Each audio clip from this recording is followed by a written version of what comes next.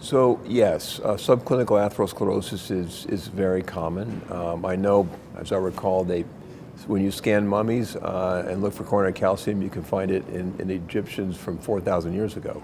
So it's nothing new. I think we struggle with subclinical atherosclerosis a bit. I think coronary calcium is actually a pretty good test, particularly in patients who have otherwise calculated risk that puts them below a threshold or above a threshold for treatment, and the coronary calcium and maybe these other tests can help us refine our decisions about when we should intervene. Now, should we put statins in the water? I don't think we're quite there yet.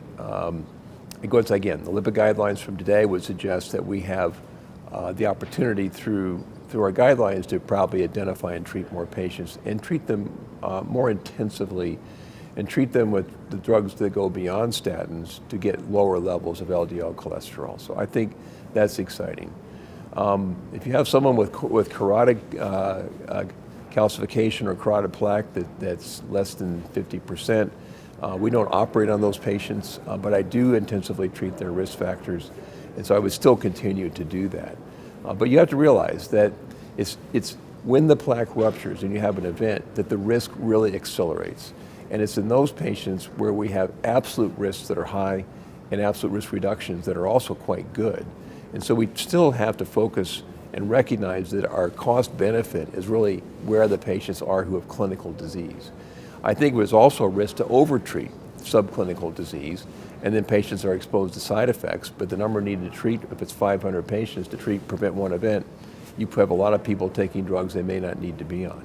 So this is not a free ride, right? You have to basically look at risk benefit every time you make that decision. And that's driven by the evidence. And the evidence still points us to high-risk primary prevention or established disease. It's great.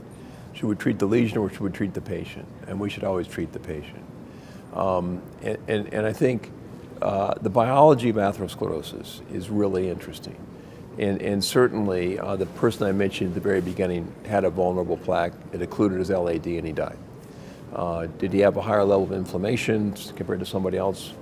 I really don't know. But I think we need to definitely treat the patient and not treat the lesion. And that's a problem with interventionalists because they may want to go after plaques preemptively to prevent plaque rupture, but there's other plaques that will still rupture. So I think we should still focus on looking at established risk factors. The other question is, should we put PCSK9 out there? And they actually, from what we know today, from the studies presented to the FDA 2 years ago, I was on the FDA panel that reviewed PCSK9 drugs before they were approved for secondary prevention, and they look pretty clean. So the risk of taking LDL to 20 was seen to be pretty acceptable. There wasn't a lot of myopathy, there wasn't dementia. So the problem with PCSK9s is they have to be injected and they're quite expensive. Now I know one of them had a recent price reduction, but it's still a very expensive drug, but a very well tolerated drug. And you know there are going to be other ways to attack PCSK9 that may require even less frequent injections. But I'd still go back to the premise that was presented today. You know, we have established generic therapies to treat atherosclerosis. We know they work, and that's statins. The guidelines suggest adding ezetimibe if you're not quite to a 50% reduction in many patients, and then add PCSK9. And so we should be thoughtful, and we have far more experience with statins than hardly any other drug. So I wouldn't change course, right? I would stay with what's evidence and what thoughtful people are recommending and what our AHA and ACC recommend that we do.